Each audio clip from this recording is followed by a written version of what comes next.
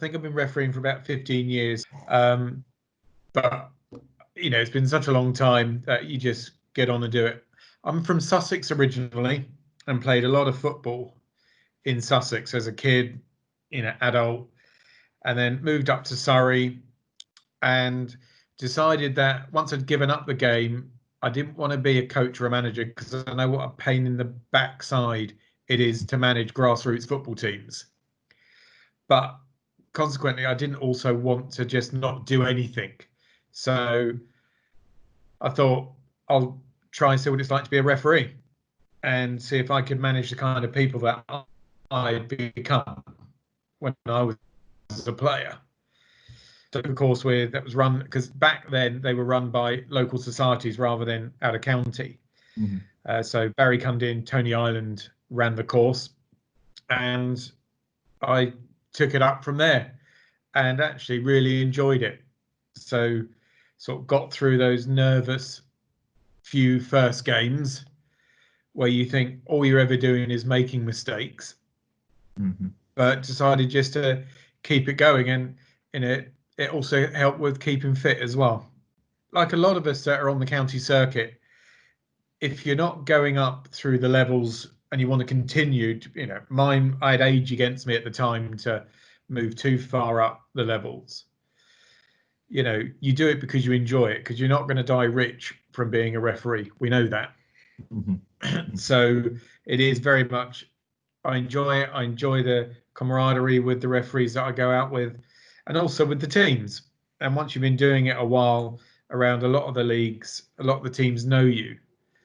So you earn the respect from those over that period of time as well.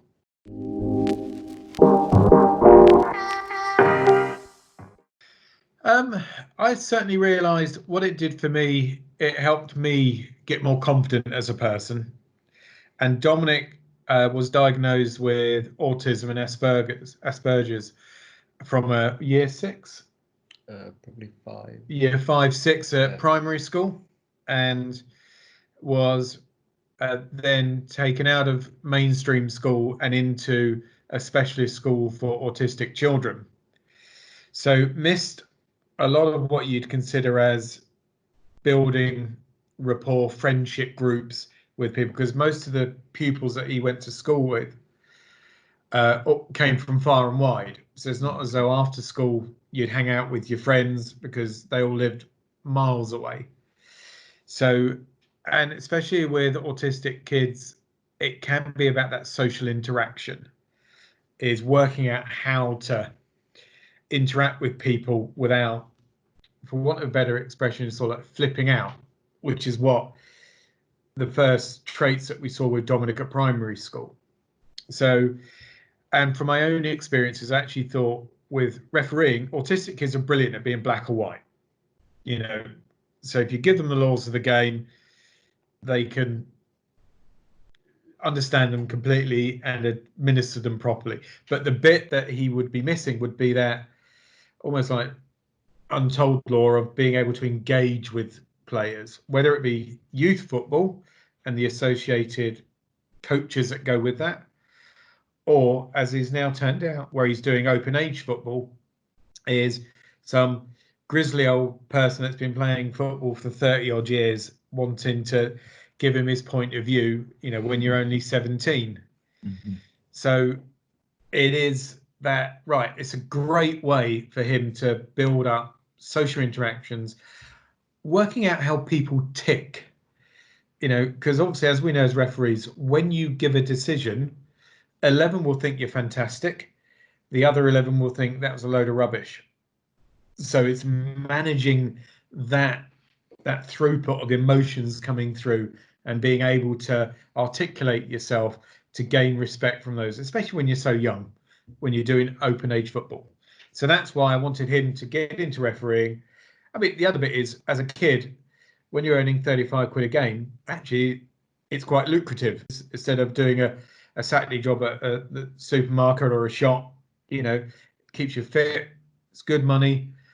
And for him, it was a great way of building up confidence, social confidence, really. So that's why I got him into it. But always, as with any kid, you know, if they don't like it, you just don't force them to continue on. So he's got to make or break his own career within refereeing, because at the moment you stop enjoying it, you need to give up.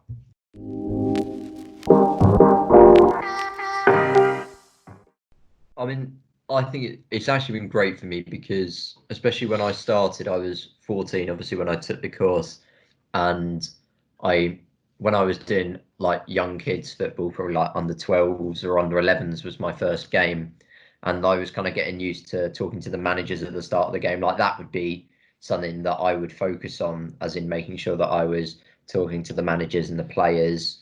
And that's what I've seen over time, or what I personally think I've developed on, is that kind of becoming second nature to me.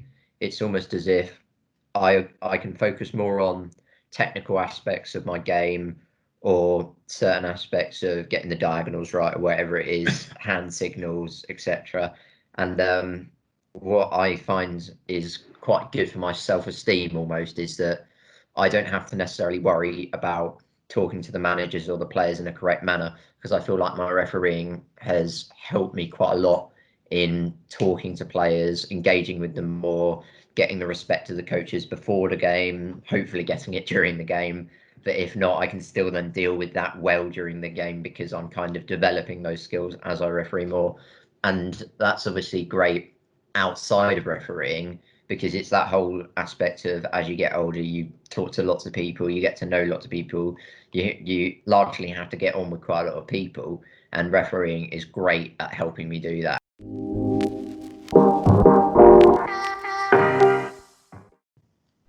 Certainly, getting picked for the County Cup final is an obvious one. I think for a lot of people, especially early on in their careers, County Cup finals can be a defining moment in your career. It shows that you've been recognised for your hard work by ref secretaries, county, leagues, players. It's your kind of, even if you not necessarily sure yourself whether you've had a good season, that certainly confirms it for you.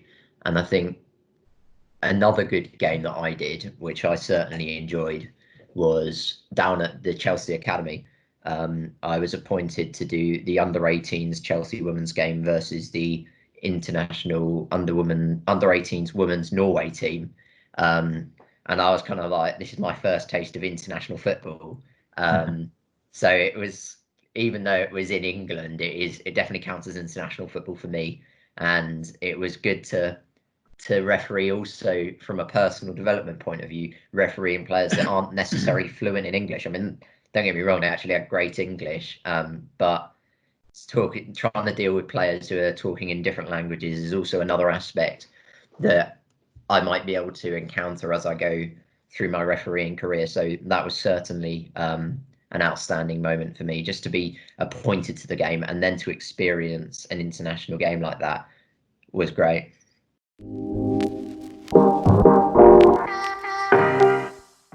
I mean, the Referees Academy is great because what it provides is it's a good standard of football. It's not necessarily out on the park on a Sunday morning at 11 o'clock.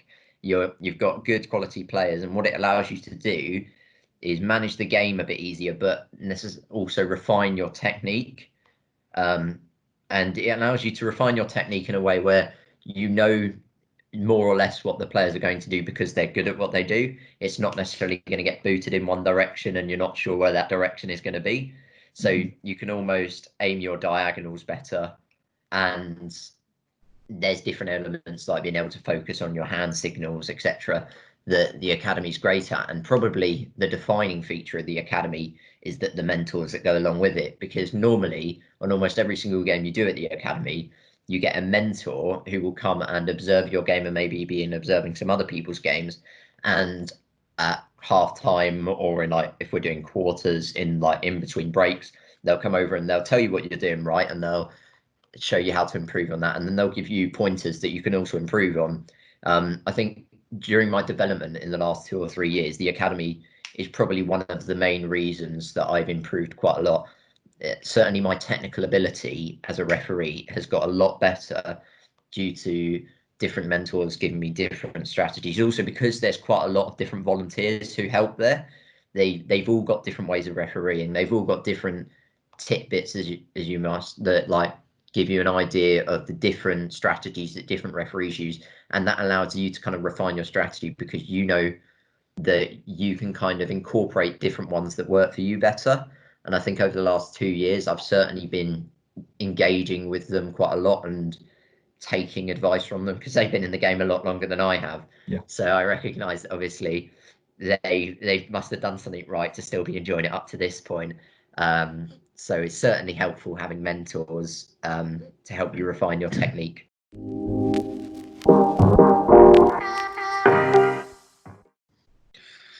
For me, it is about giving something back to the game that I enjoyed as a kid and a younger adult, shall we say. It's still being part of the game. It is, whether or not you're refereeing, and I did some mentoring myself this year, because at the start of the season, actually day one of my season, a player ran into me and broke my arm. Wow. Good start. Which kept me out of the game for 4 months. So I actually went along, thank Peter Ashdown and Gordon. I went and mentored a lot at Fulham and Chelsea Academy. So again, I can give back my experiences as a referee, but to other referees. So not just players, where you're giving something back. Because without referees, you don't have a game, as we know. Mm-hmm. But also, these young and up and coming referees, is being able to give them your experiences as a referee and how best to fine tune their skills. So that's certainly, from my side for this year, whereas typically I'd always just refereed and gone through the levels. This was a different aspect of being as part of that community, to be able to help younger referees and help them do it. So yes, giving a lot back to the game as in a normal referee, mm-hmm. to players, allowing them to enjoy the game, but also those young referees that are, coming through, and you want to make sure that they almost get a good start in life as a referee, so that when they go out there into the big wide world, they're well equipped to do the best that they can.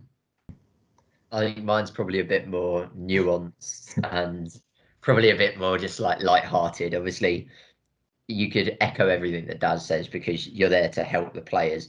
But I certainly enjoy giving an advantage that eventually ends up leading to a goal, because nobody recognises it on the field.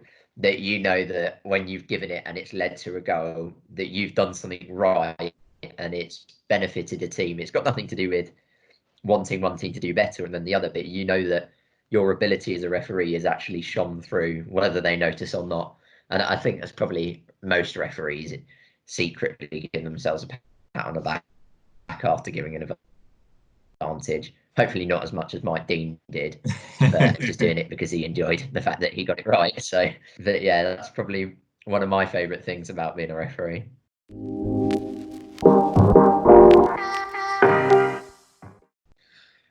For me, is you're out there, you're learning.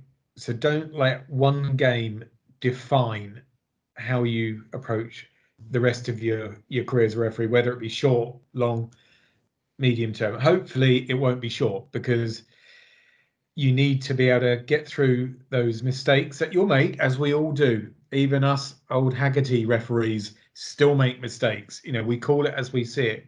All you can ever do is, as long as you call it as you see it and you're honest with yourself, then that's it. No more, no less. Remember, players will always make more mistakes than you do throughout a game. They don't ever accept it. It's a bit like when a goalkeeper lets a simple shot through. They always just remember that one rather than the 4 saves that they'd made beforehand. Yeah. So don't let a mistake define it, but also don't chase it. Just let it go, forget about it, and move on and learn from it. And that could be positioning. That could be whether or not, you've called too early for an offside, or just, frankly made a mistake. We will do it, but also take advice from referees. We're all good. We all want everyone to succeed. So if you start out well with a good attitude, you'll go far, because there is a good community around you that will help you go far if you wish to. Yeah, I mean, it probably builds on Dad's point a bit. It's more, I've had lots of games now bearing in mind I've only been refereeing about 3 years, I've had lots of games there where I've struggled, and there's probably been 1 or 2 games when I come off and thought, why did I even go out there in the first place? That once you you have to sometimes detach your emotions from it, especially when you're almost assessing yourself after the game, because sometimes I like to deflect the problems that I've had and kind of go, oh, that can't have been my fault, that must have been something else. But I think ultimately the best way to improve as a referee is to just take onus and responsibility for the mistakes that you've made, because ultimately, as Dad said, everybody's going to make mistakes, and the players certainly make a lot more than you. And you want to give yourself some self-esteem all the time that you get things right, because you want to appreciate that and make sure you do it again. But at the same time, you want to understand that you are going to get things wrong, and when you get it wrong, you need to realize why you got it wrong and take responsibility for that, and then sort out how to get it right. Because especially when you get it right, you certainly have a lot more almost self-vindication. You're like, I wasn't good at that before, but I worked on it. And sometimes it's not about necessarily just being talented or getting something right because you're naturally good at it. If you've worked harder to get good at it, that's almost better than just being good at it in the first place. So I think not necessarily being good at something at the start isn't a reason to be discouraged. It's actually a reason to be encouraged.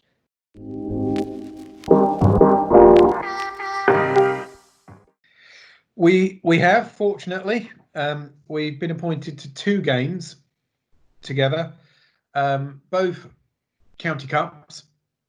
One was the under-18 Floodlit Cup over at Camberley Town. They were playing the Met Police. Yeah. And the game went to penalties. Technically count that game twice, bearing in mind it had to be postponed. We postponed the first one.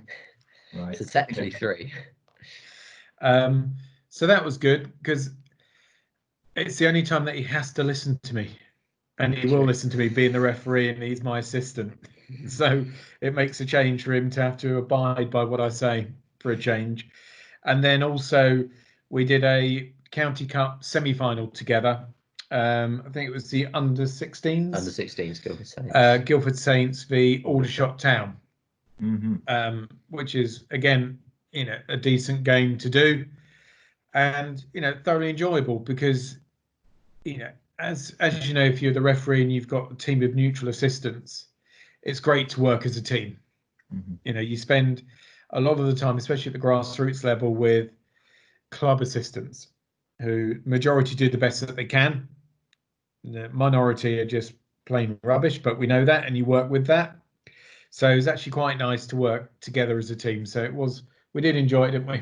Yeah, I mean, I think it's quite good, because we've both been to watch quite a lot of each other's games. I did that before I was refereeing, and when I haven't had games, and when Dad had his broken shoulder, he came and watched a lot of my games and dropped me off to the games. So I think getting to actually not just watch each other referee, but have to take part in it and kind of interact with each other while we're refereeing, and kind of seeing how that impacts your own performance was also quite interesting, because it's quite good to be able to work together and show like little eye contact and hand signals to see what decisions we're going to be giving. So it's like watching my dad play, but even more involved.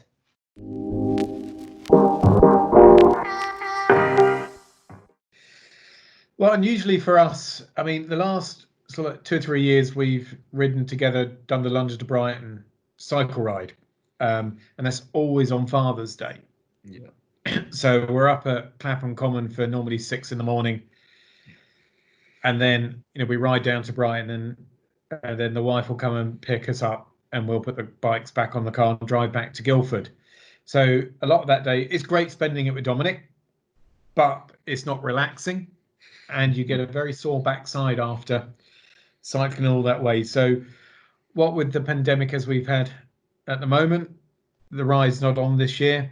So I think for once I'm going to be able to finally just relax, get spoiled, and hopefully if the weather's kind to us, we'll sit out in the garden and have a barbecue.